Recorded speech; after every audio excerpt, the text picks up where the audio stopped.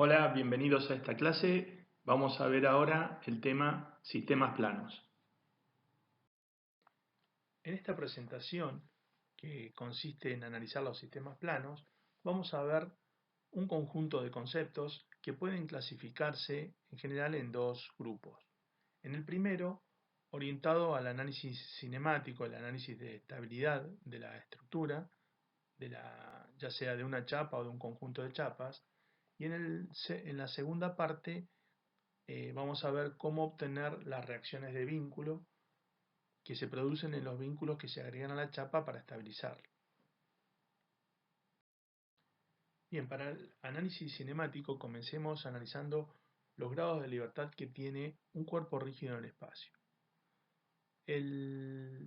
Todos los desplazamientos posibles del cuerpo rígido los podemos resumir en dos vectores de desplazamiento virtual.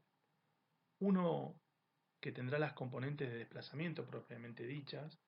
Por ejemplo, si utilizamos un sistema de referencia cartesiano, serán las componentes delta x, delta y delta z. Y otro desplazamiento virtual que corresponderá a las tres posibilidades de giro del cuerpo rígido en el espacio. Es decir, sus componentes serán delta tita x, delta tita y delta tita z. Viendo estos dos vectores de desplazamiento que definen el desplazamiento virtual del cuerpo rígido en el espacio, podemos observar que tenemos 6 componentes y por lo tanto el cuerpo rígido en el espacio tendrá 6 grados de libertad. En esta diapositiva podemos ver una descomposición del cuerpo rígido en una chapa más una placa. ¿Qué significa esto? Esto significa que el comportamiento más complejo del cuerpo rígido en el espacio lo podemos descomponer en dos comportamientos más simples. Uno denominado de chapa en su plano, que se denomina sistema plano, y otro denominado de placa, que se denomina sistema normal. Durante el curso, el que más vamos a ver y el que más vamos a utilizar es el del comportamiento plano, es decir, el de chapa en el plano. Cuando hacemos esta descomposición de comportamientos, también hacemos la descomposición de los respectivos desplazamientos virtuales. Es decir, recordemos que en el caso del cuerpo rígido teníamos un vector desplazamiento virtual, delta R, que tenía tres componentes y por ende representaba 3 grados de libertad del cuerpo rígido, más un vector desplazamiento virtual delta tita, que correspondía a los 3 giros del cuerpo rígido y por lo tanto agregaba otros 3 grados de libertad. Y que en total teníamos entonces para el cuerpo rígido 6 grados de libertad. Este mismo comportamiento, si descomponemos al cuerpo rígido en chapa más placa, se quedará de la siguiente forma. Para el caso de la chapa, tendremos, como únicamente se puede desplazar o tiene libertad de movimiento en su plano, tendremos dos componentes de desplazamiento, delta x y delta y, en el plano de la chapa, más el giro delta tita z que hace que la chapa gire también en su plano. Esto nos dará el vector de desplazamiento virtual de la chapa libre en el plano, es decir, que equivale a 3 grados de libertad.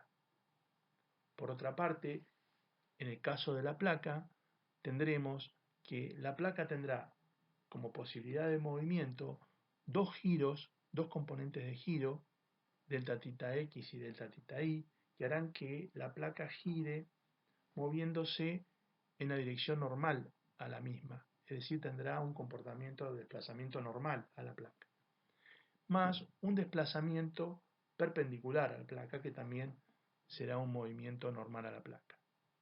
Con lo cual, el desplazamiento virtual de la placa tendrá los otros 3 grados de libertad. Y en definitiva tendremos, combinando la chapa y la placa, los 6 grados de libertad que tiene el cuerpo rígido. De esta forma se pueden analizar las estructuras espaciales, es decir, como una estructura con comportamiento plano más una estructura con comportamiento normal.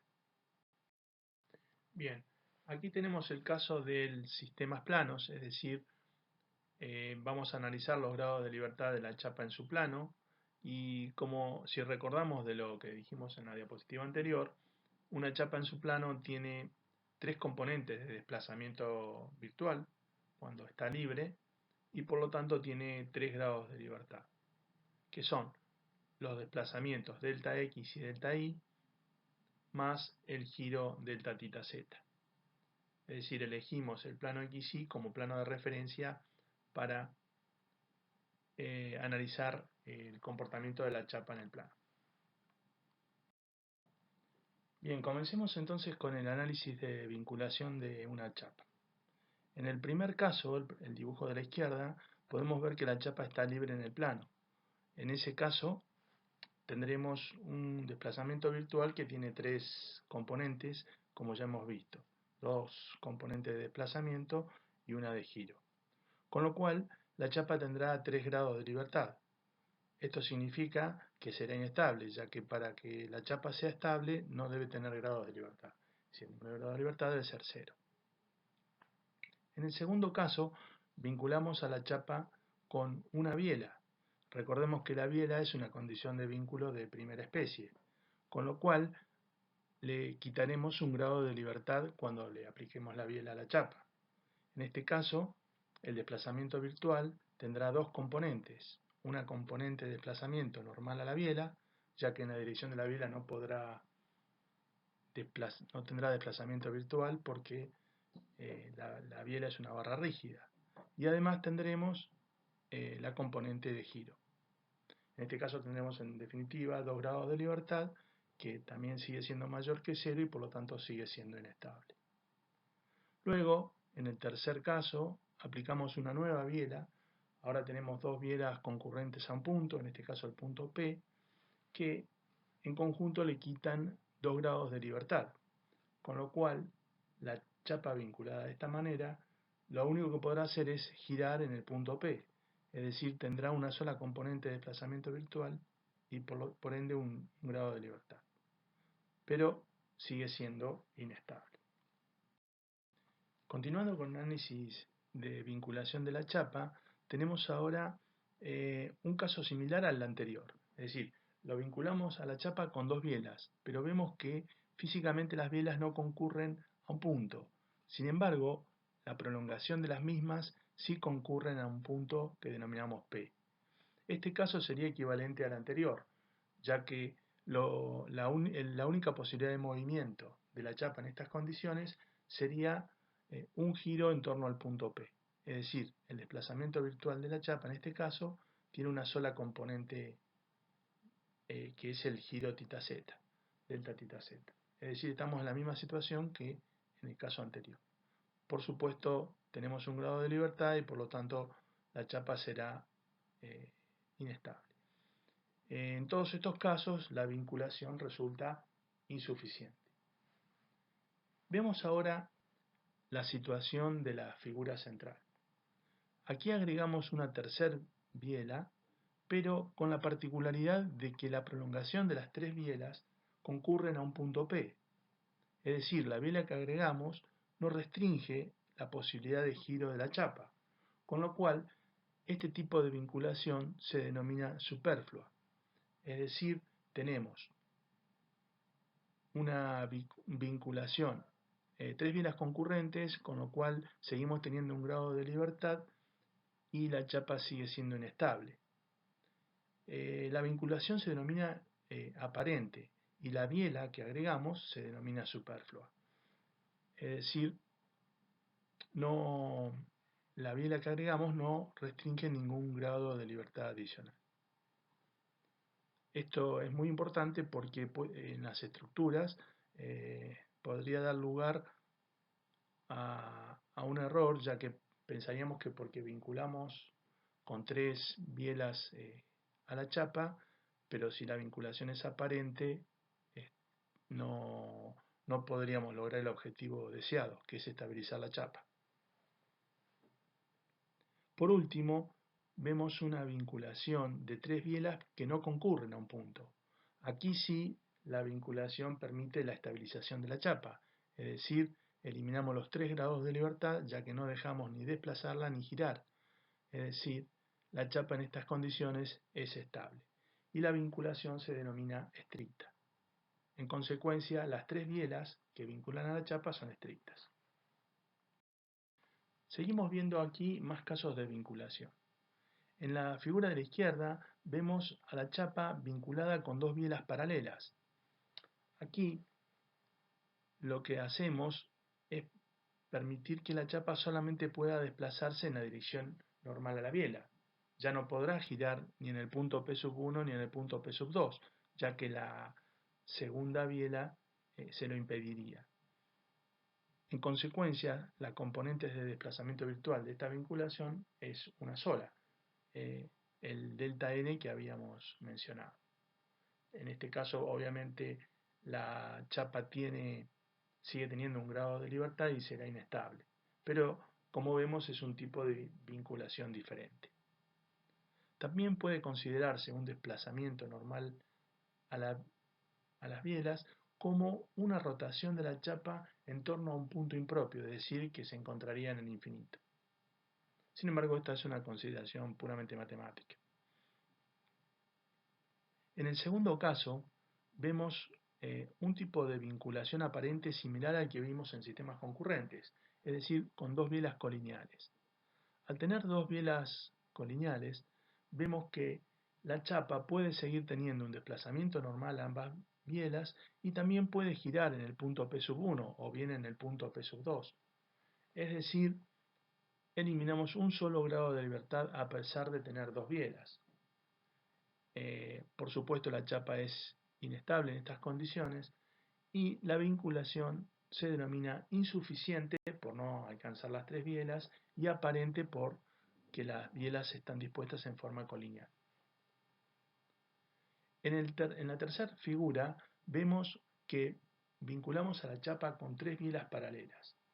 Aquí, en principio, el número de bielas alcanzaría para estabilizar la chapa, pero como las tres están en paralelos, ninguna impide el desplazamiento normal a las bielas, con lo cual la componente de desplazamiento virtual sigue teniendo el desplazamiento delta n, con lo cual la chapa tiene un grado de libertad y la vinculación es inestable. Este tipo de vinculación se denomina aparente. No es insuficiente porque tenemos tres bielas, pero sí es aparente porque la vinculación no soluciona el problema de la estabilización de la chapa. Aquí vemos una chapa vinculada con más de tres bielas que restringen todos los grados de libertad de la chapa y por lo tanto en este caso también tenemos una vinculación estable.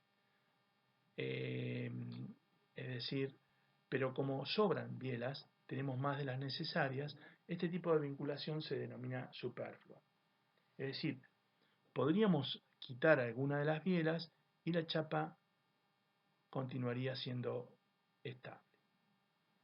Como vemos aquí, cualquiera de las cuatro bielas que quitemos, es decir, si quitamos una sola, la chapa continuará siendo estable, siempre y cuando las tres bielas restantes o la prolongación de las tres bielas que queden no concurran a un único punto, porque eso permitiría que la chapa gire.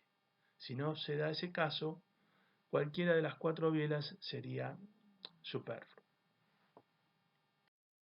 Pasemos a analizar ahora el caso de un sistema de dos chapas. ¿Sí? En principio ponemos las dos chapas libres en el plano, ni siquiera con vinculación interna entre ellas. Como cada chapa tiene 3 grados de libertad, el sistema en conjunto tendrá 6 grados de libertad. Por supuesto, este sistema es inestable y la vinculación es insuficiente. Ahora lo que hacemos es agregar una biela que vincula a las chapas entre sí, es decir, no las vincula a tierra o al medio exterior. Con lo cual, esta vinculación se denomina interna y esta biela se denomina relativa. La función de la biela relativa es la misma que de una biela externa, es decir, restringe un grado de libertad. Con lo cual, este sistema tendrá 5 grados de libertad y por supuesto continuará siendo inestable con vinculación insuficiente. Para observar los 5 grados de libertad, tenemos los 3 grados de libertad de la chapa 1, luego imaginamos que la chapa 1 está inmovilizada y a la chapa 2 le quedarán 2 grados de libertad adicionales, como vimos en el caso de una chapa vinculada con una biela, lo cual suma un total de 5 grados de libertad. En el segundo caso, el más común o el más frecuente, vinculamos a las dos chapas con una articulación. Esta articulación es también una vinculación interna, pero ahora de segunda especie, es decir, es una condición de vínculo de segunda especie, porque elimina 2 grados de libertad. Un sistema de dos chapas así vinculados se denomina cadena, y la condición de vínculo interna, como dijimos, es de segunda especie. La vinculación global sigue siendo insuficiente y la estructura obviamente o el sistema de dos chapas en este caso sigue siendo inestable.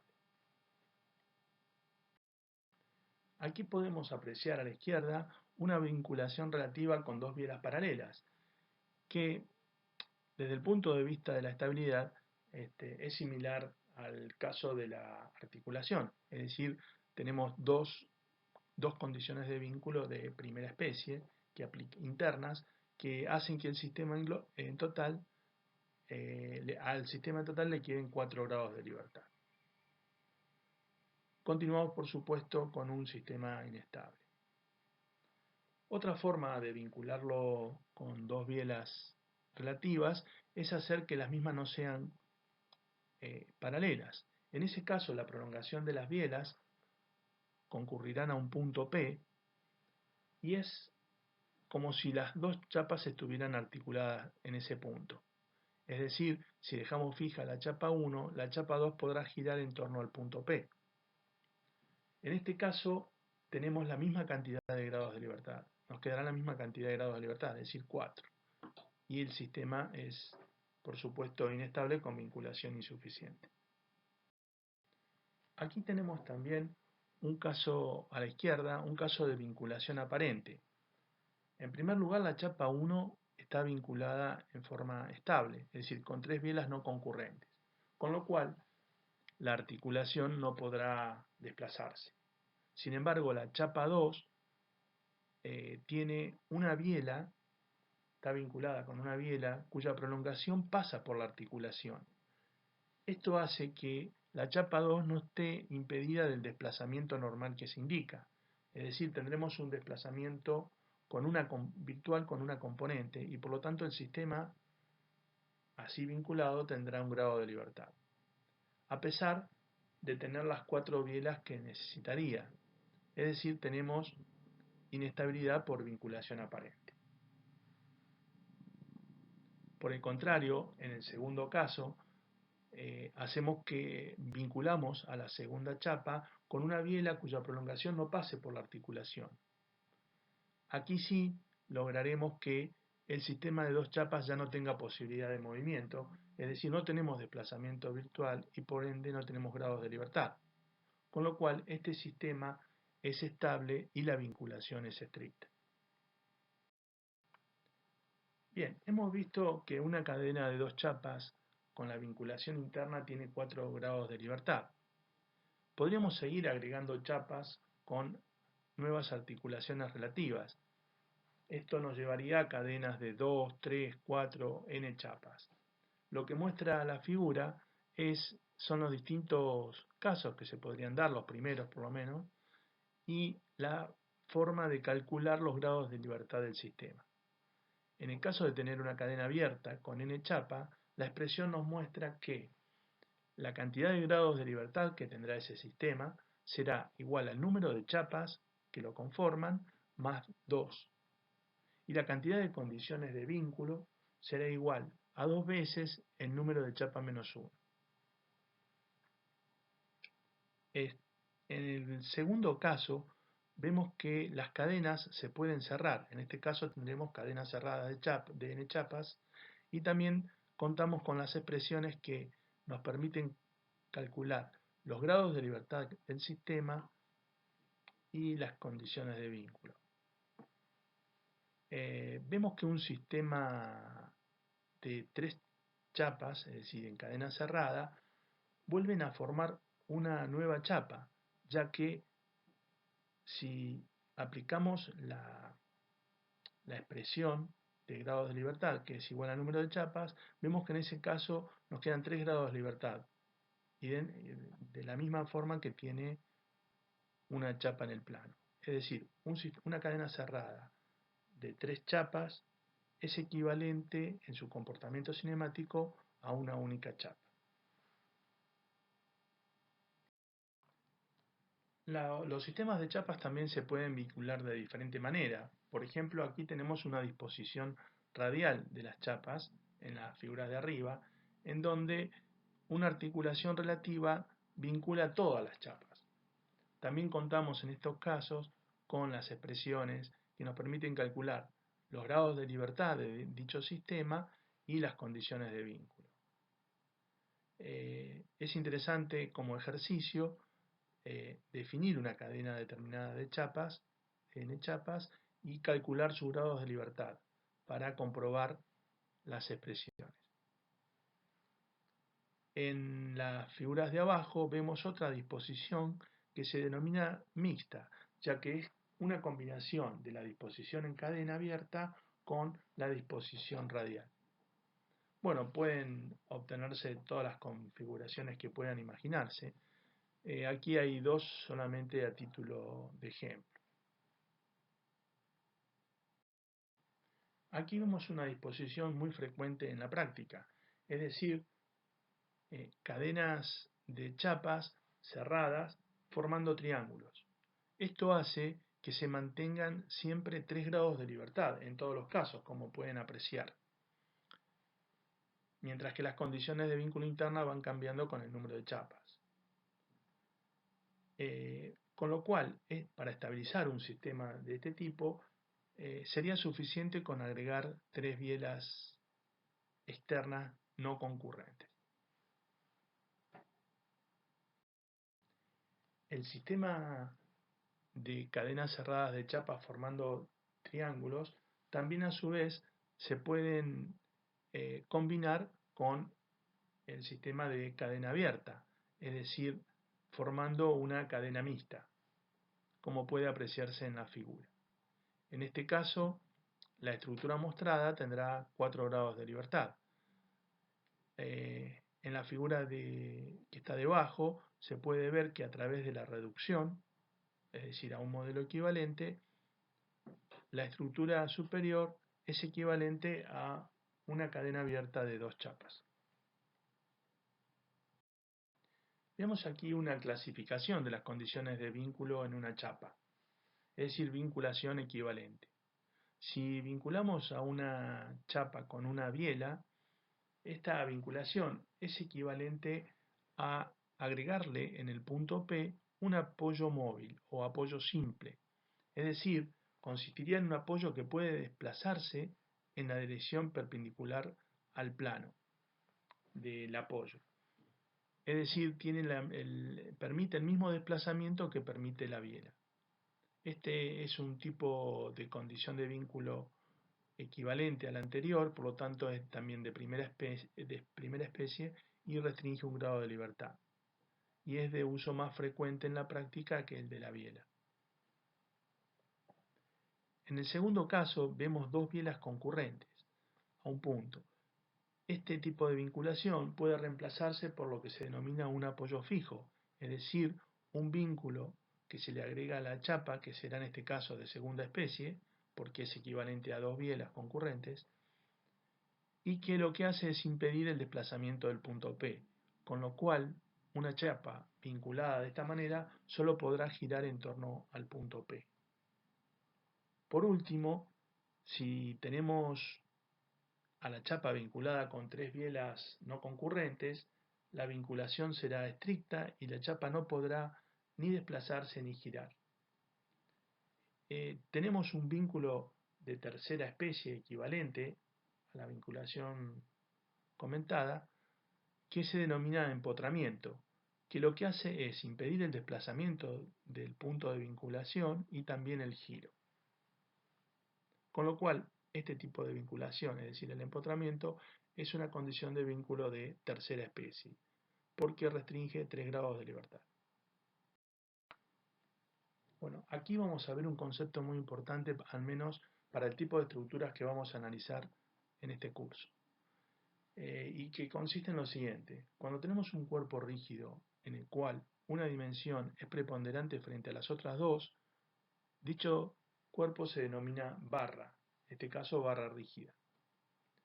Las estructuras que vamos a ver van a estar compuestas de barras rígidas. Como la barra rígida en el espacio es un cuerpo rígido, tendrá también 6 grados de libertad. Y la misma descomposición que se utilizó para un cuerpo rígido en general se puede utilizar obviamente para una barra.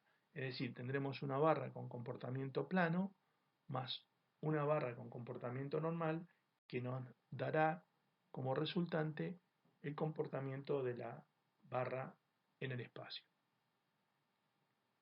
Otro concepto importante es que como el elemento barra es un objeto orientado, es decir, la dirección de la barra puede ir cambiando, podemos tener un sistema de referencia global, como el que se indica en rojo, y también podemos tener un sistema de referencia local para cada barra, como el que se indica en azul.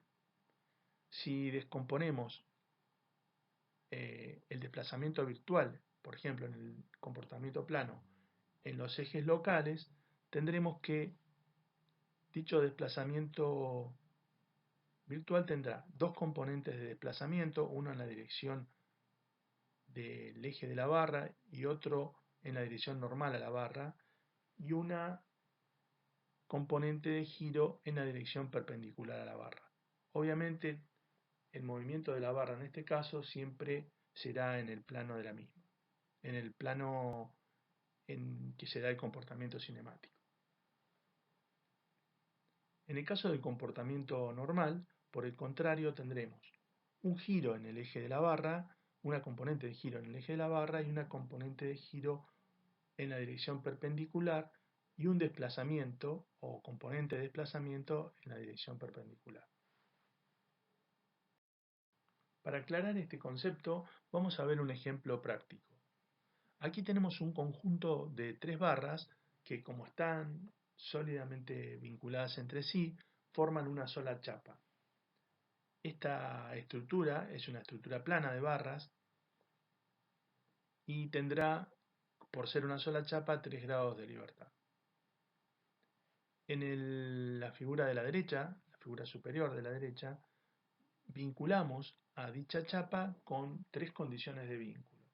Un apoyo fijo, que es una condición de vínculo de segunda especie, como se ve a la izquierda, y a la derecha un apoyo simple, que equivale a una condición de vínculo de primera especie. En total tendremos 3 condiciones de vínculo. Y como no existe vinculación aparente, ya que la prolongación en la dirección perpendicular al apoyo no contiene al vínculo de la izquierda, la vinculación será estable, es decir, los grados de libertad serán igual a 0. Ese es un ejemplo de estructura correctamente vinculada. Por supuesto, la vinculación es estricta. En la figura de abajo lo que vemos es que en esta estructura denominada pórtico hay 2 barras que están sólidamente unidas, pero están articuladas con una tercera. Esto, como hemos visto anteriormente, forma una cadena cinemática de 2 chapas. Y por lo tanto, dicho sistema, sin vinculación externa, tendrá 4 grados de libertad. En la figura de la derecha inferior, vemos cómo vincularla con 2 apoyos fijos, uno en cada chapa, de manera de estabilizar al pórtico. En este caso también tendremos una estructura estable con vinculación estricta. Para que no exista vinculación aparente en este caso, debemos tener presente que las tres articulaciones no deben estar alineadas. Pasemos ahora a analizar cómo determinar las reacciones de vínculo que se producen en los diferentes vínculos de la chapa. Bien, aquí vemos a la izquierda un modelo esquemático de una chapa con vinculación estricta, es decir, una chapa estable, y con un sistema genérico de cargas aplicadas sobre ella. ¿Cómo obtenemos las reacciones de vínculo? Bien, lo que hacemos es reemplazar los vínculos por las fuerzas que estos vínculos realizan, es decir, las fuerzas reactivas o reacciones de vínculo, que lo que logran es equilibrar a las cargas aplicadas. Y luego aplicamos el conjunto de ecuaciones de equilibrio necesario para resolver el problema, es decir, para encontrar las tres incógnitas que son las reacciones de vínculo.